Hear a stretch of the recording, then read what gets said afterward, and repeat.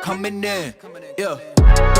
On today's episode, we speak to Cris Njoki, founder of IKOJN, an African fashion lifestyle brand that serves women through unique designs at an affordable price. From seeing a gap in the market and capitalizing on it, IKOJN was born and has since become a force to reckon with. We get into the ups and downs of building her business from the ground up.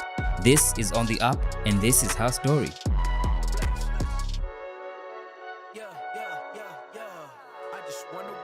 Welcome to the show, Cris Njoki. Thank you, Akil. It's nice to see you. Nice to see you too. Yeah, it's been a while, eh? Lovely. How's Corona been seen each treating other you? recently. I mean, I'm doing it for the camera. They don't know. They don't know. Lying. No, it's just a Call white out lie. you. White I lie. know. It's nice to see you again. But it's really lovely to have you here. Always. I hope you know your modern family because I have fire questions for you. Fam, I'm not even the least bit threatened. Do you know your basketball? I know my basketball. Yeah, we'll see. But we need to start here. Okay. We're here because we want to talk about IKOJN. Okay.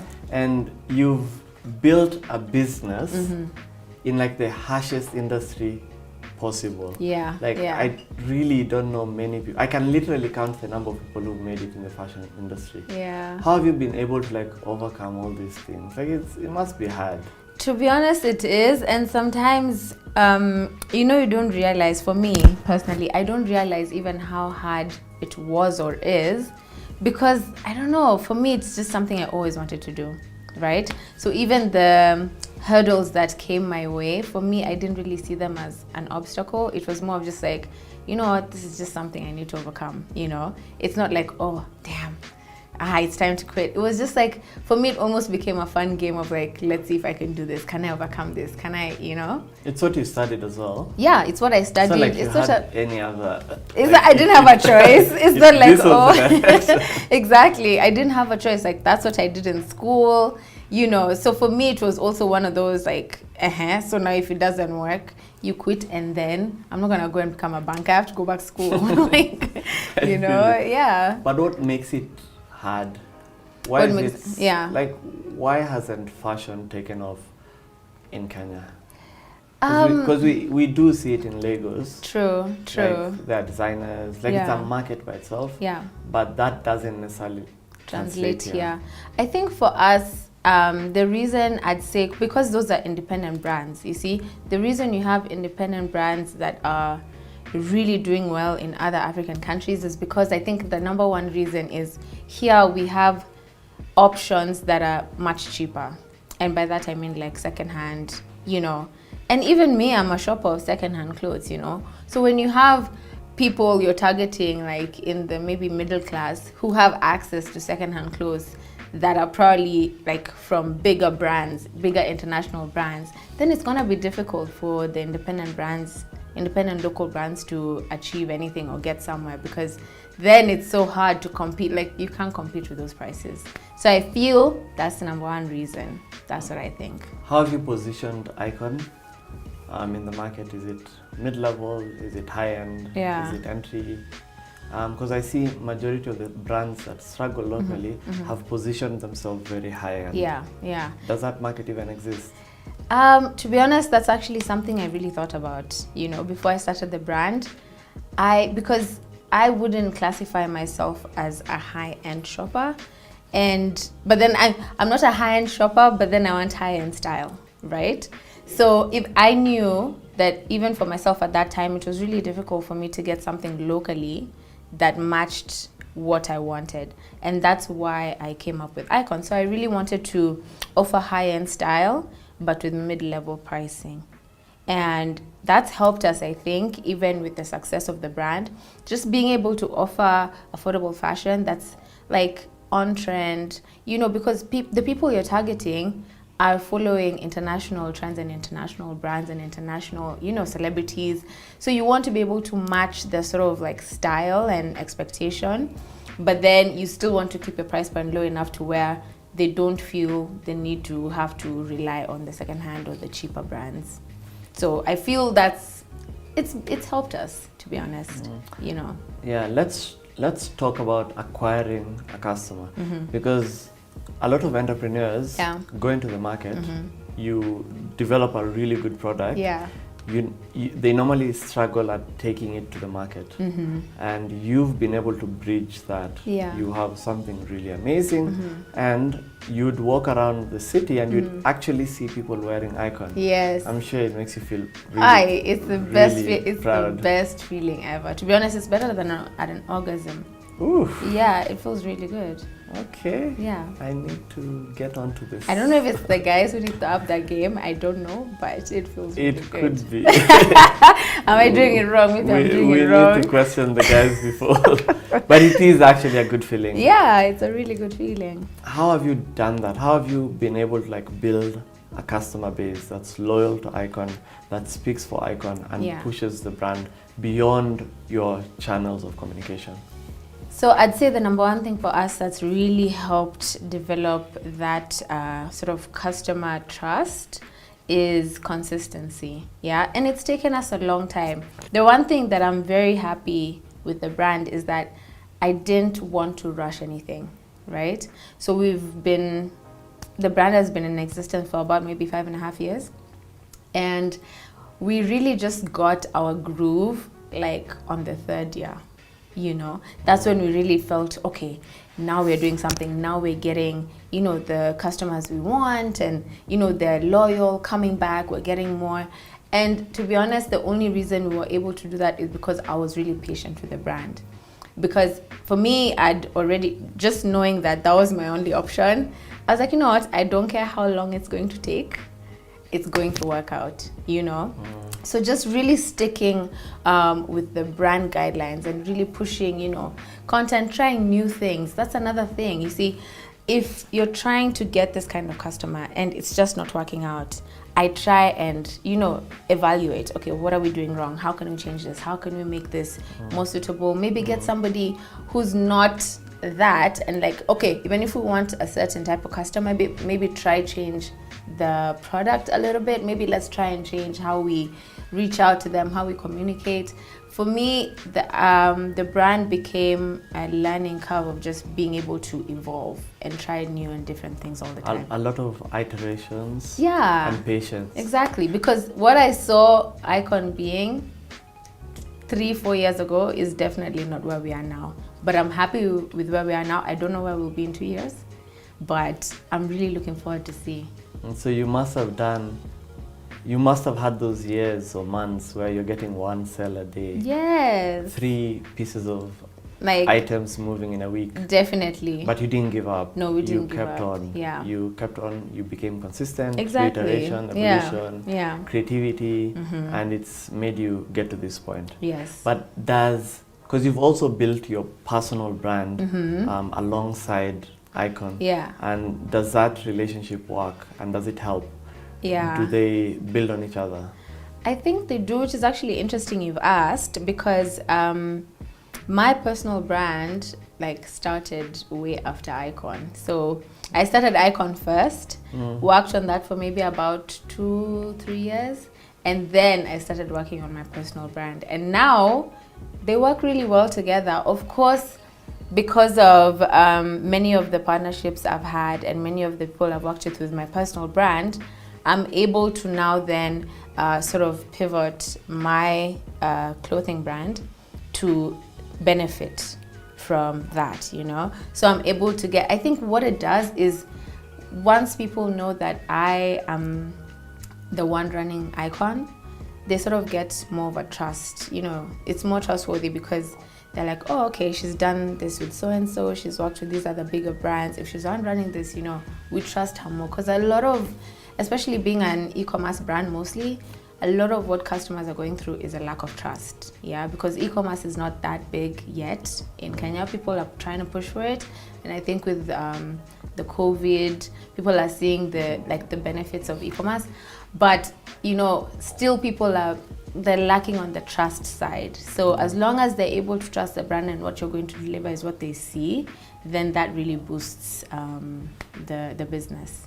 But like you'd see it on Twitter. There was What this you dress, ordered what you ordered versus what was you got. delivered. Yeah. And especially in fashion, especially in fashion. dresses, Definitely. like for female. Yeah. For you ladies. It's a big thing. So for us, we try and, I mean, it's really easy. And like, it's easy. It's sort of almost like common sense what businesses should do.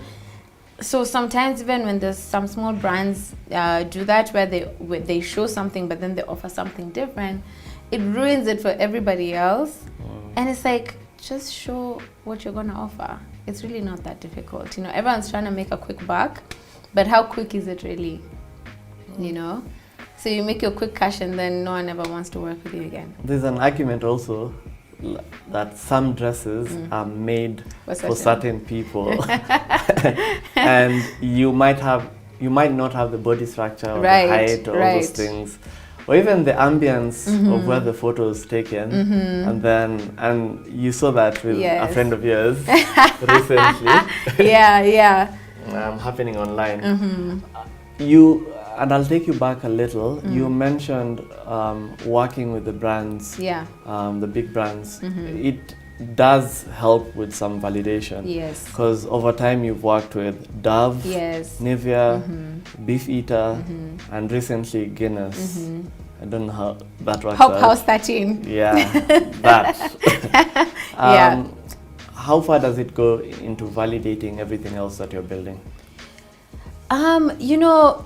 For me, I think the biggest thing is, number one, when I started working on my personal brand, I didn't even think it would get to the point where I'd be working with other brands. I think for me, I just wanted to show, sort of like a different side of me. Not even a different side, I just wanted to show my side, of just me, and it was just sort of like, and I wanted to build it up to the point where I could get to the situation where I was maybe even showing people that, building a brand is possible or following your dream is possible, So even when I started my personal brand, it wasn't like, oh, I'm waiting to work with so and so and so and so. But it came later and I was like, oh my gosh, this is cool, And it goes a really long way because a lot of these brands are international brands, right?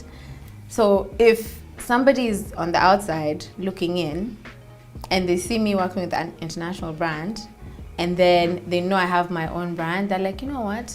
I can bet on that bitch. Yeah. And I bet on myself, so yeah, you better bet on this bitch. I love that energy. Yeah. I really love that energy. Yeah. I see people here all laughing. Love that energy. Yeah. Cris, you've constantly evolved this brand. Yeah. But from the beginning, like what lights that creativity? Like where do you draw that inspiration from? Consistently and over time? Well, okay, that's always a difficult question for me because, most artists will be like, oh, from the nature, from trees or from whatever. But, for me, I don't, okay, if you see, I feel like how I look at my brand is I need to be both. I need to be creative, but I still need to be very business-minded, okay? And I feel like I'm more business-minded than creative. Really? Yeah, and everybody, I don't know, many people think otherwise. Yes, I am. It shows I am otherwise. creative. I am creative. That one I won't take away from my creativity. But my creativity comes with a lot of like, a thought process on like, okay, is this good for the business? Is this gonna sell? Is this, there's a lot of analytics involved in me being creative. So even when you ask me where do I draw inspiration from, I want to make my customers happy. I want to give them what they want. I want to make them feel so good when they wear our pieces that they just keep coming back, So for me, that's my inspiration. My inspiration is making products that women fall in love with. And they even fall in love with themselves in the IKOJN pieces that they wear, So that's my inspiration. And that's what literally keeps me going. And it's like the happier they are, the more we keep supplying the happiness. And I really love that because what you've built is in many ways rooted to African culture. Yeah. The prints and even the design. Yeah. Even the thought that Africans are curvy, the ladies are curvy. Like it's an African brand. Yes. But we do see a trend. I don't know if it's oversaturated now. I don't know if it's overhyped, where the global market is buying into our culture currently. Yeah. We saw the movies with Black Panther. I don't know if it's over monetized, if there's an opportunity to like grow into that direction, and brands like IKOJN to be able to like dominate in markets that are away from the African market, or have you built this brand purely for the African woman? Okay, I get what you mean. Okay, so for me, even when I was starting the brand, I never ever thought about taking it outside of Africa, just because I feel like internationally they have a lot of brands. They have so many big brands, but what does Africa have? Do we really have brands that are ours, you know, that we can, even if they go outside, they go outside as an African brand, right? So think of like an ASOS or a Mango or a Zara. Can we have a brand that's first of all dominated Africa and then now can go outside? So even when I was starting, I was never for the notion of, oh, let's push the brand internationally. No, let's make this brand so like the home, how do you call it, like a home name? I'm forgetting the term. You get what I mean? Yeah, let IKOJN be the fashion brand of Africa. Household name. Oh, there we go. Let IKOJN be the trade places. Let IKOJN be the household name of Africa in terms of fashion, and then we can move it international. You understand? Because I feel like the minute you move the brand internationally, then it's sort of, because I mean, definitely it's much easier there in terms of their the supply, like the way they do their business and the way they, how do you call it? I'm really losing my words. Lord Jesus. Like their systems, you know, outside they have all these systems in place, but then you rush out there, who's gonna work on the systems here? For me, I'd like to really work on the systems in Kenya and in Africa. And I knew that starting the brand, it's gonna be a tough road, it's gonna be long, but it's something I'm willing to do, because then I'm paving way for people who come after me so they don't have to work as hard. But are we losing a huge opportunity? If you look at it, Black Panther was massively successful. Recently, Queen Bee obviously launched the visual album. Yeah. It's purely African culture monetized. But you see, are that's we losing good. an opportunity there? We're not, because she did the visual album and she got designers from Africa. You get it? So you see, and what they're doing is great, because they've decided to keep the brand African, and then you get these people coming and paying them, and as opposed to taking the brand international. Because what normally happens, you find like a lot of African brands, if they do decide to start and then take the brand international, what normally happens a lot is they move and they base the brand there. So then it almost becomes sort of like transferred to, you know, that country, as opposed to being based in Africa, you know, growing the African market. Because that's the biggest thing. Once the brand is not based here and producing here, then the market here doesn't grow, you know? Yeah. So I feel for us as creatives, especially African creatives, let's grow our brands locally, and then let the international, you know, pick up the hype. They come and pick it up from here. Yeah. You know? Yeah, because the moment you move it there, trust me, you get swallowed, because their retail space is like humongous. You know, you just get swallowed in there and you just become one of the little people, you know?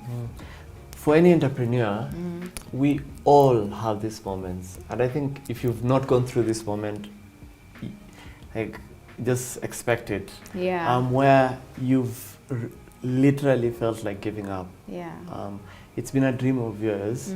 You started school, you've studied fashion. This is the only thing you've ever wanted to do. I'm sure there was that moment when you're like, I'm going back to school. Yeah. F this. Yeah, no, I mean, it's even crazy you brought it up. They've been a bunch, but literally there's one that just sticks in my mind. Okay, so I'll give you a brief story because it's really long.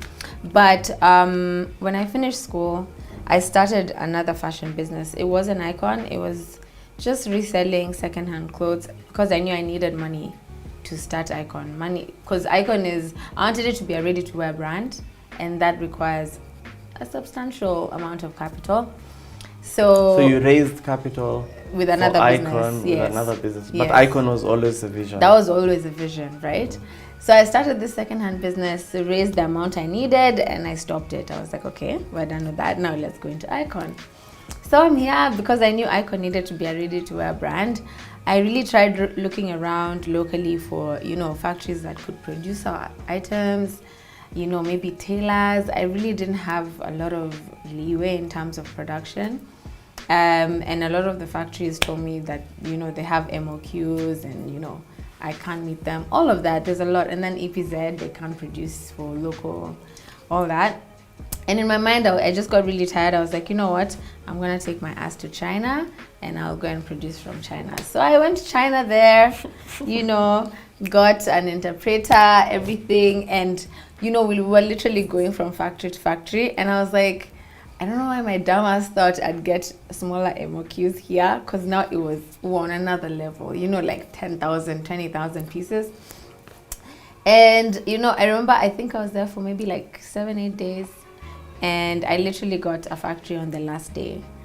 And it wasn't, even the MOQs were not that small, they were still pretty big, but at least it was something I could do, you know, something we could achieve. I was gonna have to spend all of my savings on it, and I literally just did that, paid the deposit, and they said it'll be ready in a month.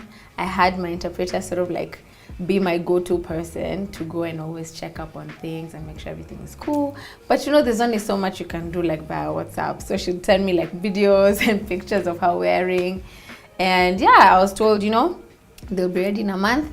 Once they're done, you pay off the deposit and literally you'll get them at your doorstep. I was like, cool. So I remember even the day they were coming, I was so excited. And in my head, I was like, guys, you know, and at this point, by the way, I came back, because I remember I came back and I had a month. I hadn't registered IKOJN anywhere. No one knew about the brand, nothing. We didn't even have a Facebook page, nothing. So during that month... The name was IKOJN though? Did I even have a name? Yeah, the name was IKOJN. At least I had a name. I came up with the logo in a shop in China, literally, because I needed to create the tags. So I was just like, okay, just give me a pen and paper. And I did the thing, and I was like, okay, print this. We need small, medium, large. And that's the logo we have till now? No, it's it evolved. Yeah, but it's the same logo on the clothes. That one stayed, right? And I remember doing it. So yeah, fast forward, the day the clothes are arriving. I was really excited, and you know, they told me that the stuff was landing in Kenya, so I needed to pay the deposit, the remaining cash. I paid everything. So at this point now I have no money, right? So the stuff comes, I couldn't, like, I was just shaking from excitement.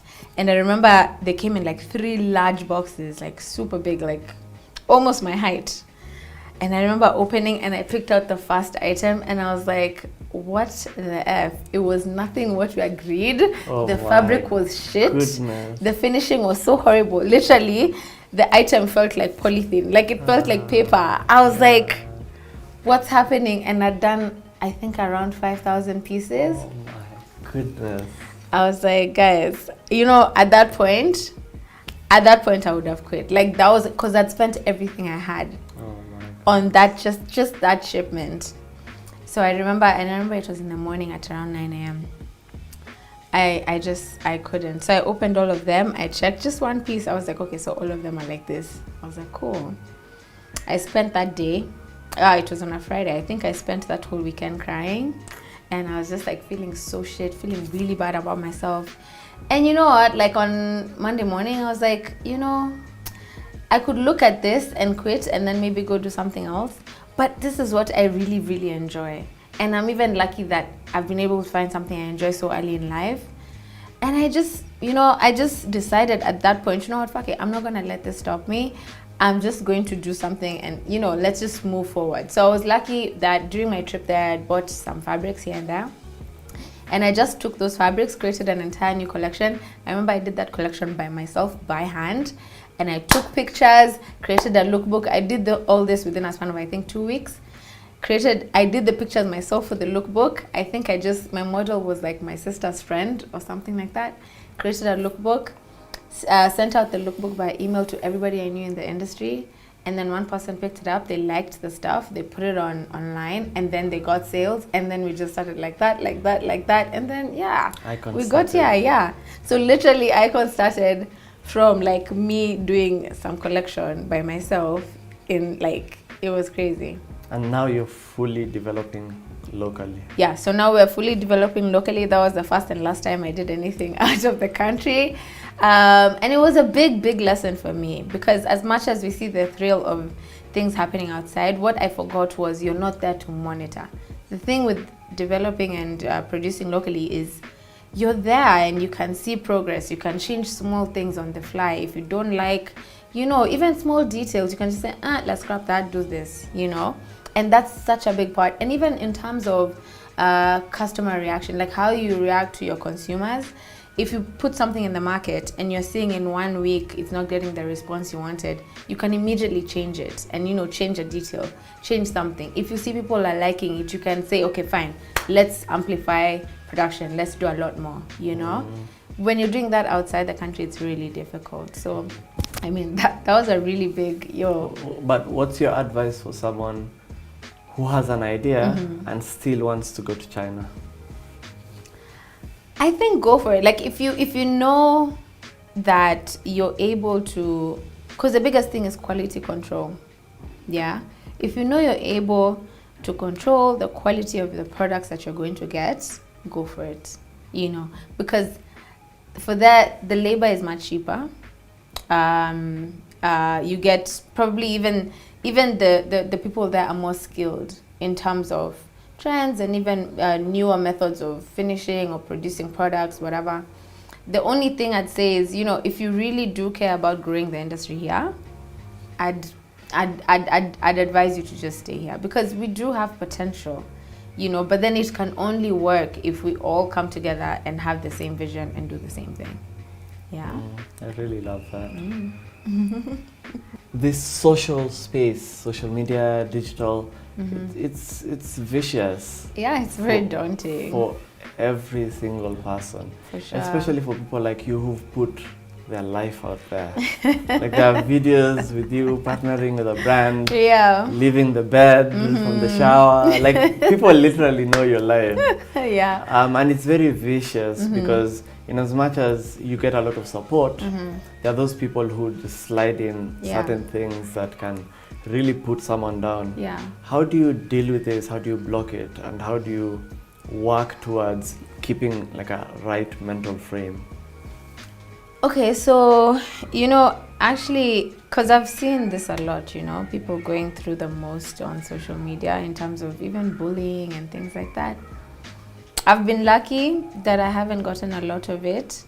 And, you know, even when I do, it really doesn't faze me. You know, there are some things you just look, you're just like, bitch, I know you're lying. Like, what are you telling me? You know, like there's some, honestly, you look at just like, really? Like the best thing you could think of is telling me the way I'm fat. Really, really.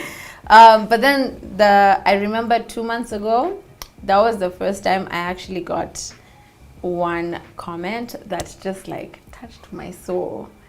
Whoever this person was, and whoever you are, I see you, yeah? But they went on my page and they were like, oh, Cris, you know, I'd really wanted to support you as a woman because I love what you're doing. But my friend and I, we went to your store and we saw your stuff and the quality is horrible. Where the hell do you do your things? It's so bad. Like, I would never wear anything like that in my life. You know, they really trash talk. And my thing is, trash talk me. Trash talk me. You trash talk my brand. That's like my child. That's my baby. I'm telling you, I saw red. I was just like, I'm gonna find you. Of course, it's like someone with like a whatever account. So I went there and they didn't have anything. People with 13 followers. You know, and they probably have like 10, 20 of those accounts. So I just said, I was like, you know what?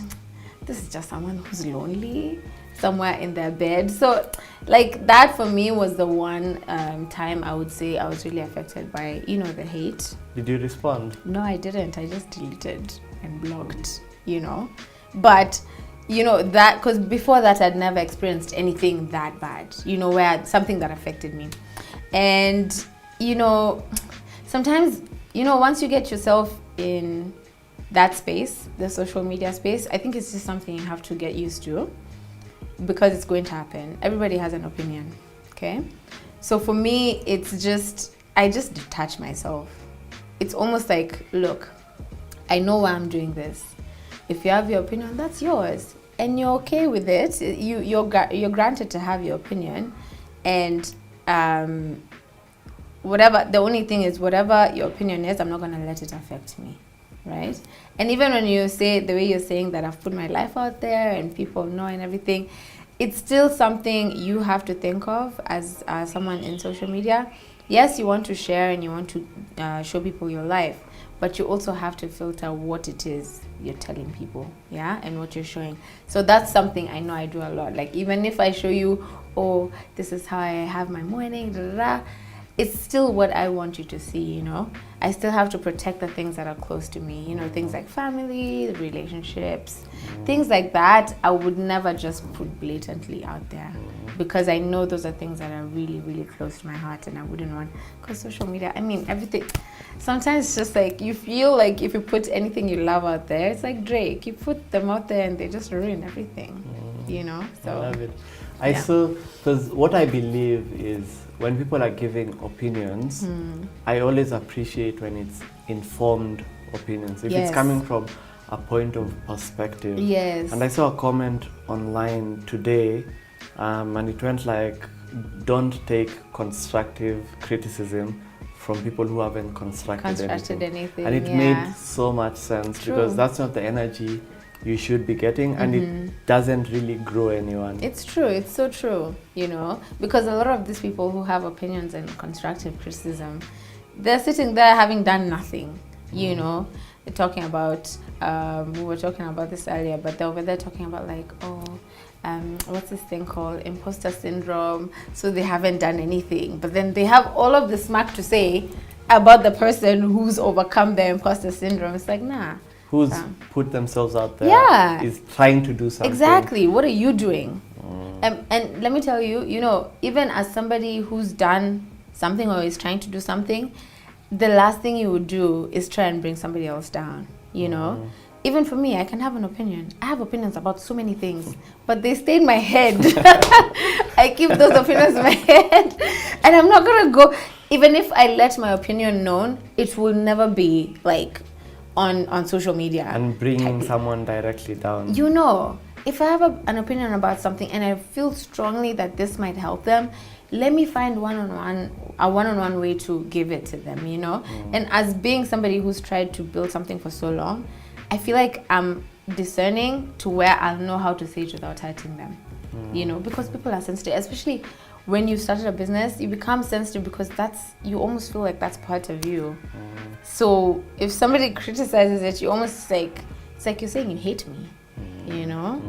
So yeah, I mean, you just, I don't know. It's one of those things like social media, we created the beast, let's live with it. Yeah. Love it. Pet it. Tame it. Tame that beast. Yeah. I like that. If I take you slightly back, and I would like to know where you want to take IKOJN moving forward, because it's 5.5 years right now. Yeah. But you mentioned that you want to build this brand and this product to serve Africans. Yeah.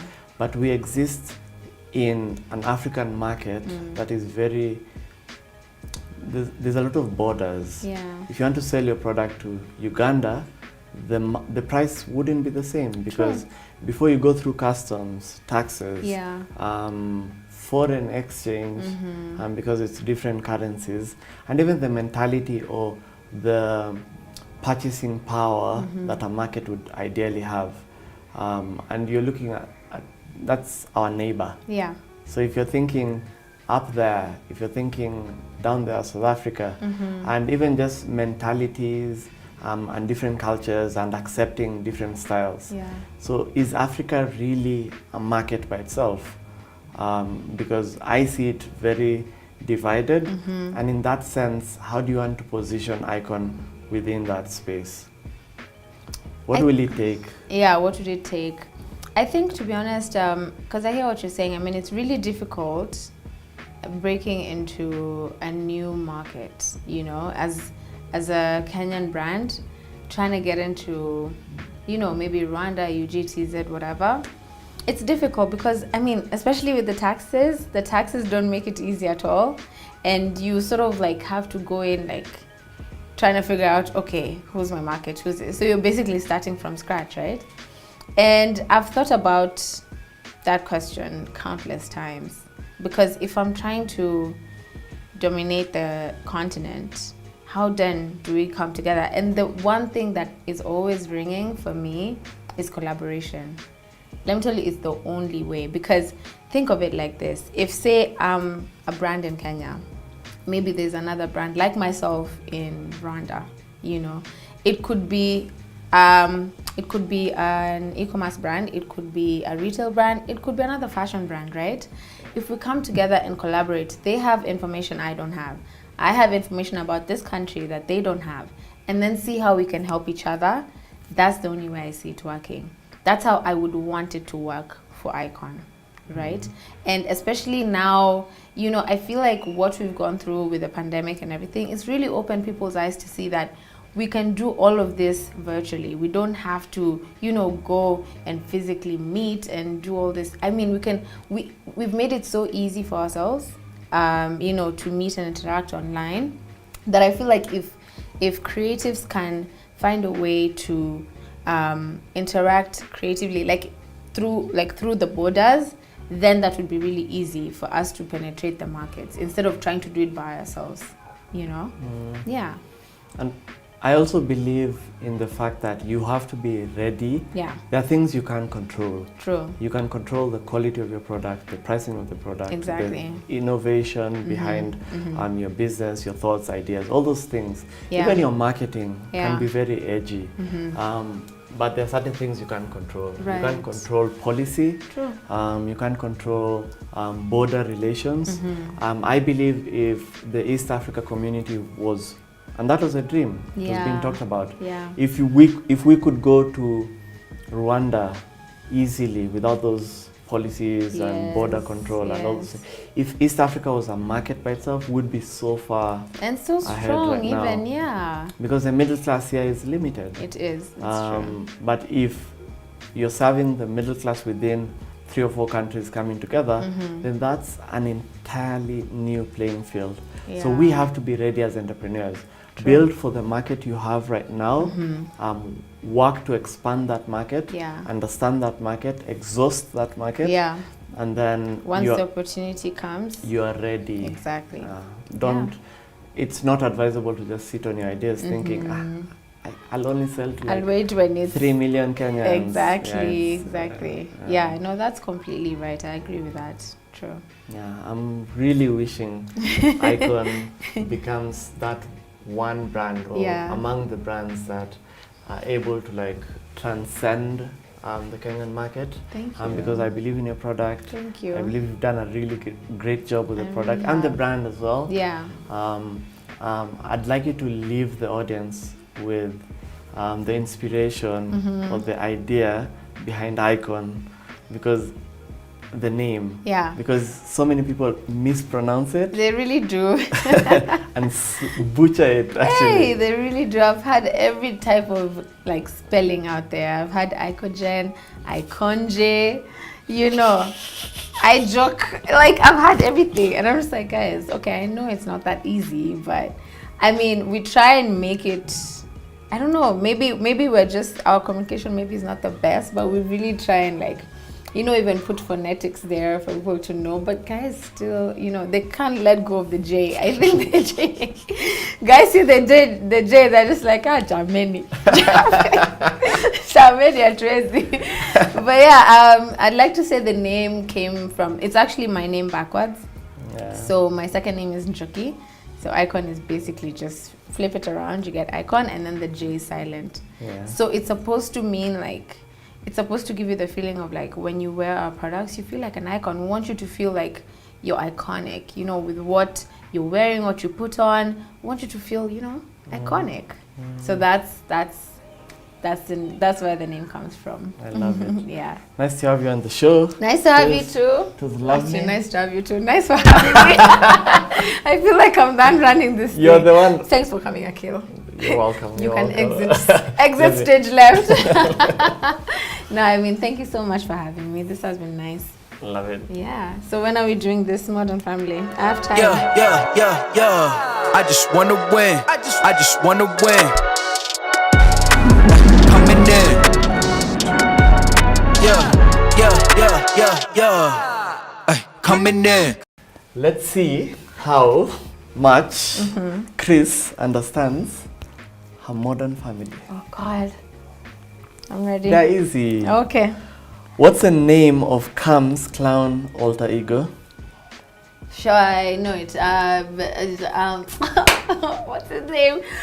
Give me. What does it start with? The first letter. First letter. I don't know the answer. So there's S. How do you One not starts know? with S.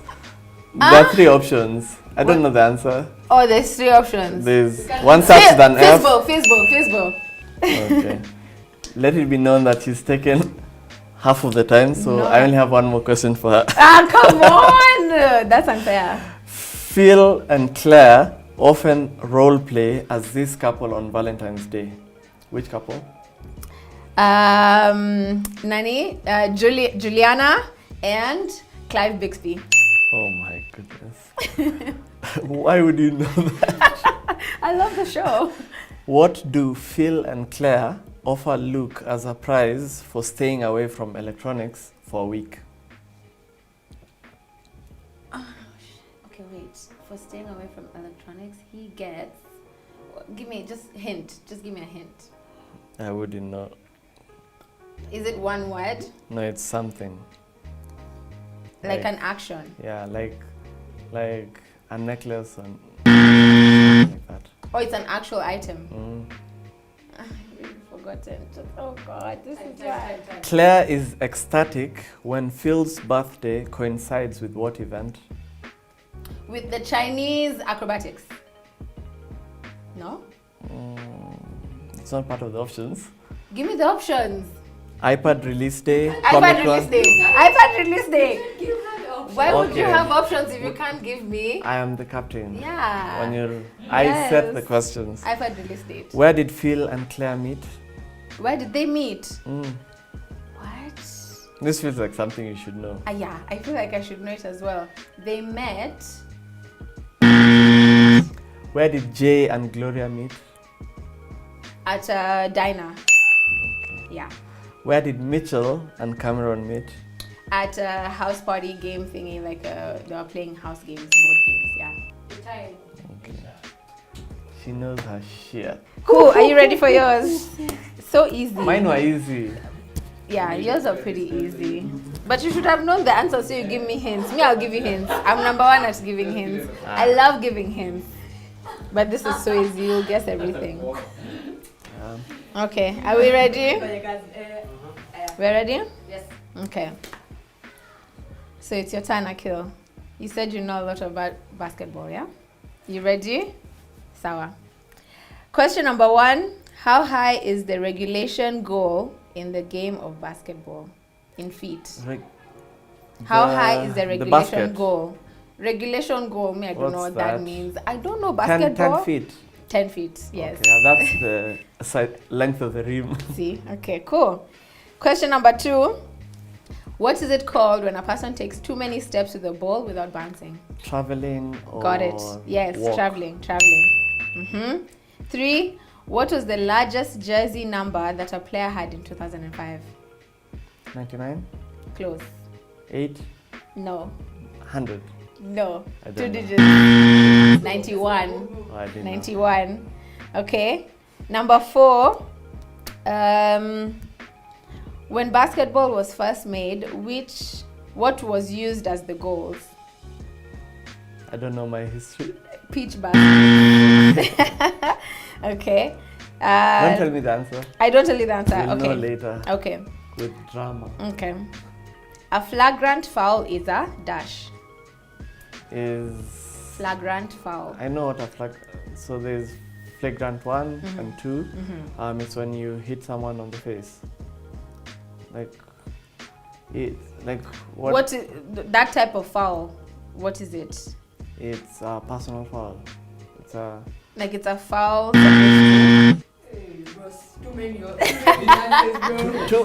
too much English.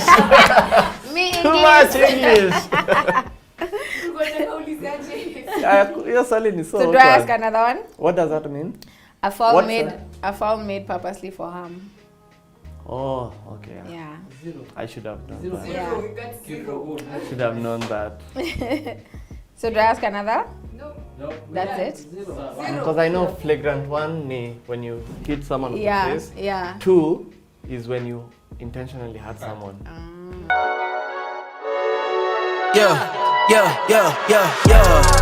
Ay, coming in, yeah, flex. I just wanna win, yeah.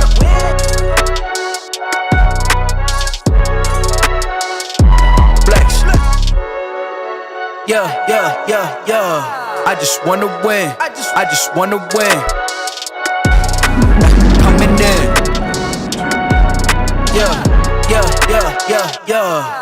Ay, coming in.